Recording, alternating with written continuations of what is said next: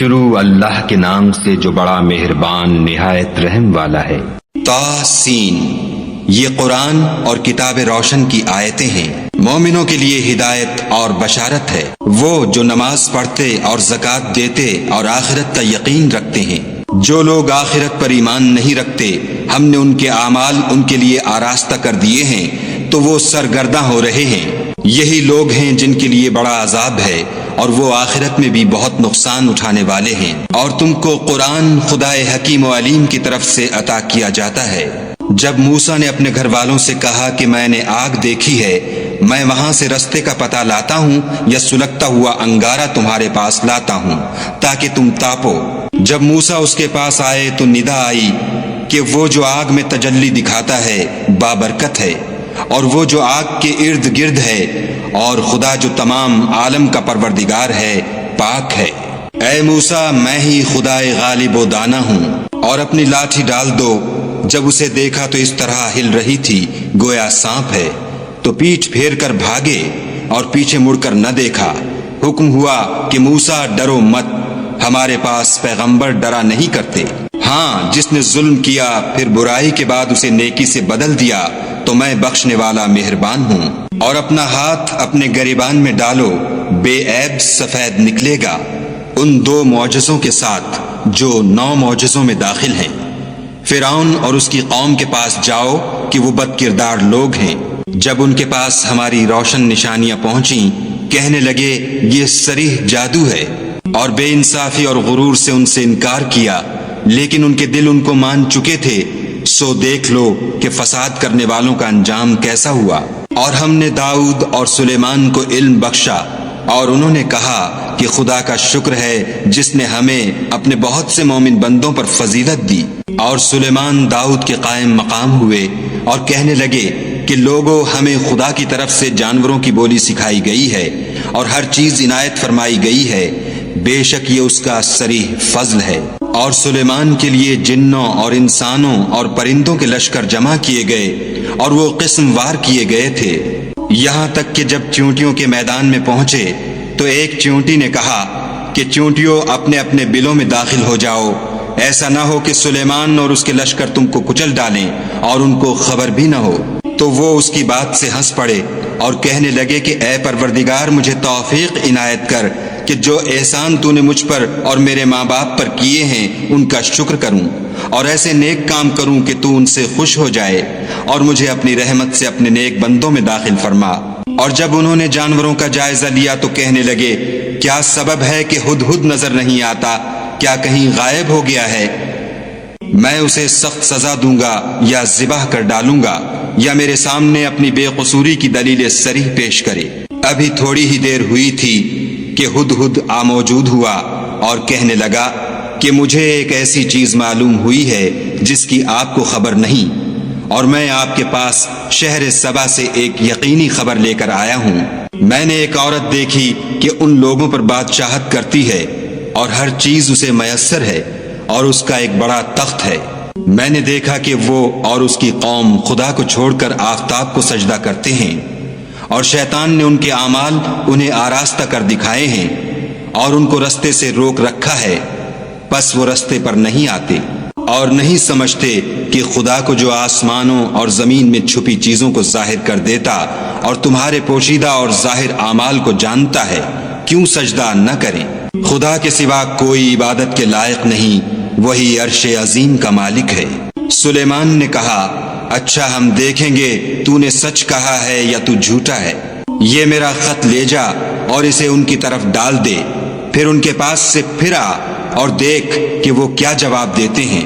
ملکہ نے کہا کہ دربار والوں، میری طرف ایک نامہ گرامی ڈالا گیا ہے، وہ سلیمان کی طرف سے ہے، اور مضمون یہ ہے کہ شروع خدا کا نام لے کر جو بڑا مہربان نہایت رحم والا ہے، بعد اس کے یہ کہ مجھ سے سرکشی نہ کرو اور مطیع و منقاد ہو کر میرے پاس چلے آؤ۔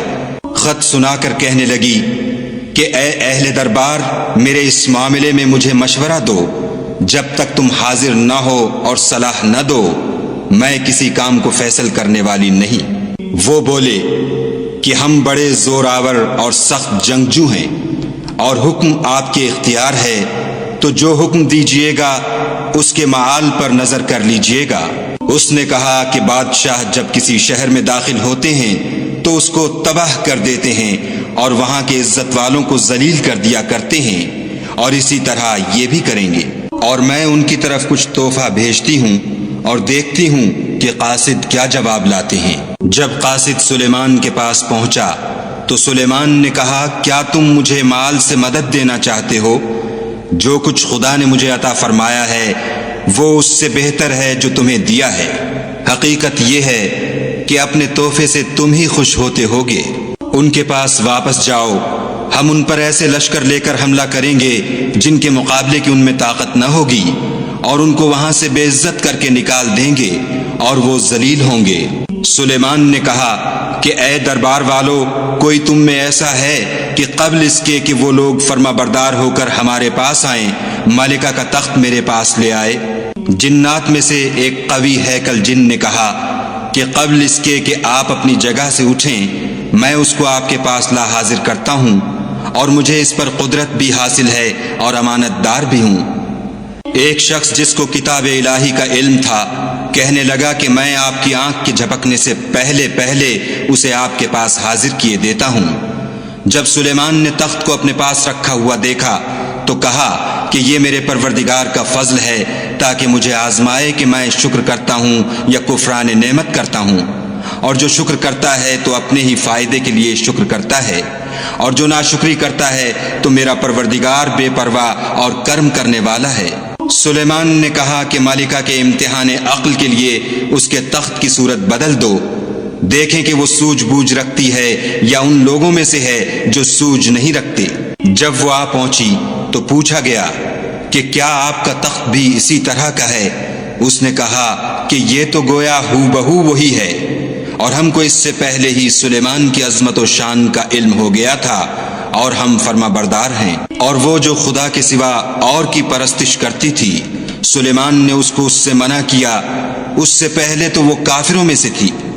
پھر اس سے کہا گیا کہ محل میں چلیے۔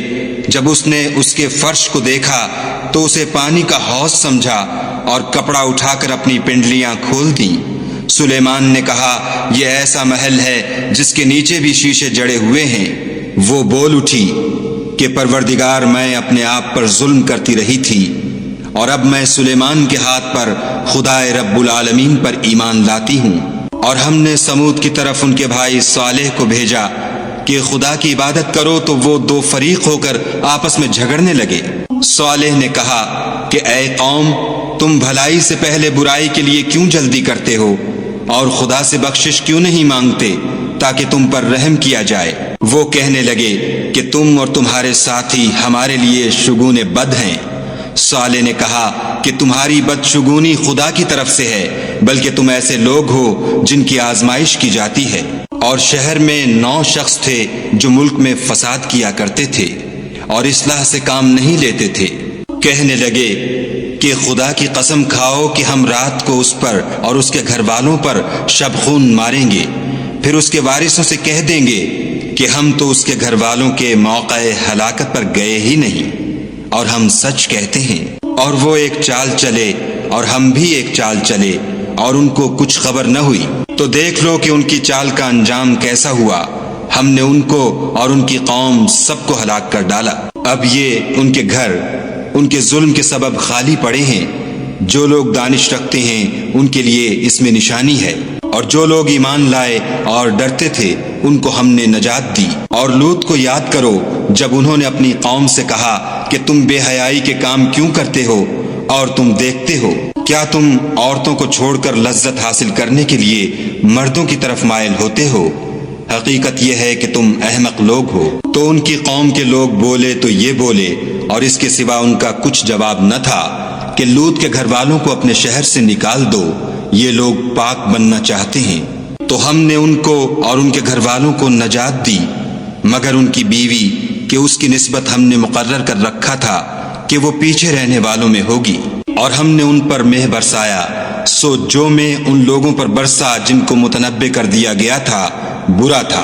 کہہ دو کہ سب تعریف خدا ہی کو سزاوار ہے، اور اس کے بندوں پر سلام ہے جن کو اس نے منتخب فرمایا۔ بھلا خدا بہتر ہے یا وہ جن کو یہ اس کا شریک بناتے ہیں؟ بھلا کس نے آسمانوں اور زمین کو پیدا کیا اور کس نے تمہارے لیے آسمان سے پانی برسایا؟ ہم نے، پھر ہم نے اس سے سرسبز باغ اگائے۔ تمہارا کام تو نہ تھا کہ تم ان کے درختوں کو اگاتے، تو کیا خدا کے ساتھ کوئی اور بھی معبود ہے؟ ہرگز نہیں، بلکہ یہ لوگ رستے سے الگ ہو رہے ہیں۔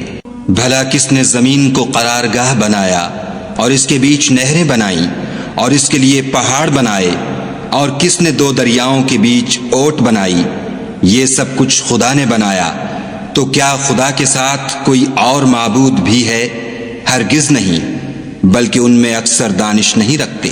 بھلا کون بے قرار کی التجا قبول کرتا ہے جب وہ اس سے دعا کرتا ہے، اور کون اس کی تکلیف کو دور کرتا ہے، اور کون تم کو زمین میں اگلوں کا جانشین بناتا ہے؟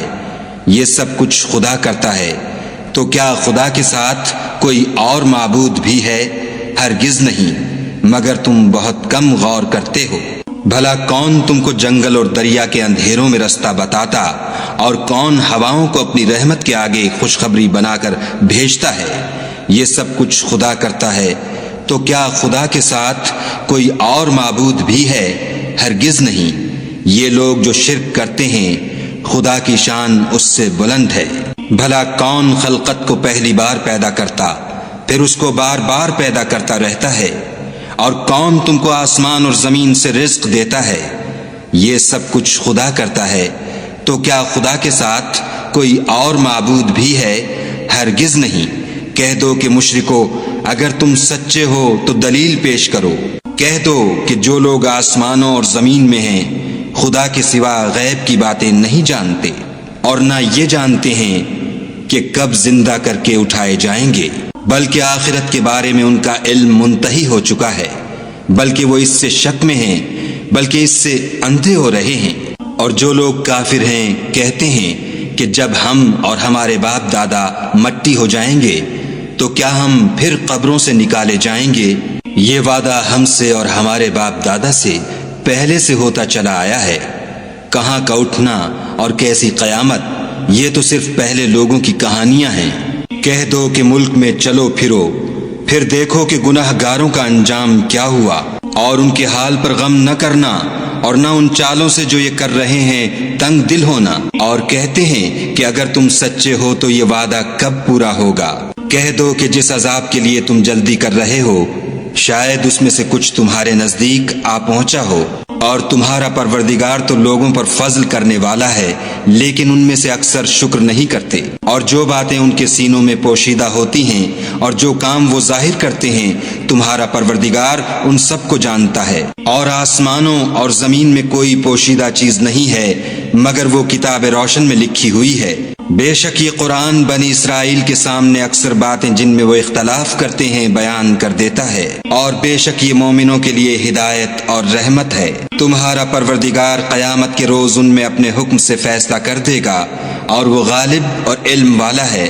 تو خدا پر بھروسہ رکھو، تم تو حق صریح پر ہو۔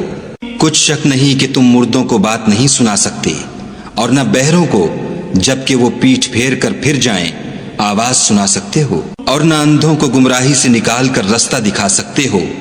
تم تو انہی کو سنا سکتے ہو جو ہماری آیتوں پر ایمان لاتے ہیں اور وہ فرما بردار ہو جاتے ہیں۔ اور جب ان کے بارے میں عذاب کا وعدہ پورا ہوگا تو ہم ان کے لیے زمین میں سے ایک جانور نکالیں گے جو ان سے بیان کر دے گا، اس لیے کہ لوگ ہماری آیتوں پر ایمان نہیں لاتے تھے۔ اور جس روز ہم ہر امت میں سے اس گروہ کو جمع کریں گے جو ہماری آیتوں کی تکذیب کرتے تھے تو ان کی جماعت بندی کی جائے گی، یہاں تک کہ جب سب آ جائیں گے تو خدا فرمائے گا کہ کیا تم نے میری آیتوں کو جھٹلا دیا تھا، اور تم نے اپنے علم سے ان پر احاطہ تو کیا ہی نہ تھا، بھلا تم کیا کرتے تھے؟ اور ان کے ظلم کے سبب ان کے حق میں وعدہ عذاب پورا ہو کر رہے گا تو وہ بول بھی نہ سکیں گے۔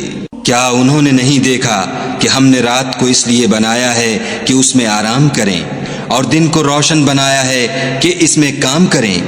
بے شک اس میں مومن لوگوں کے لیے نشانیاں ہیں۔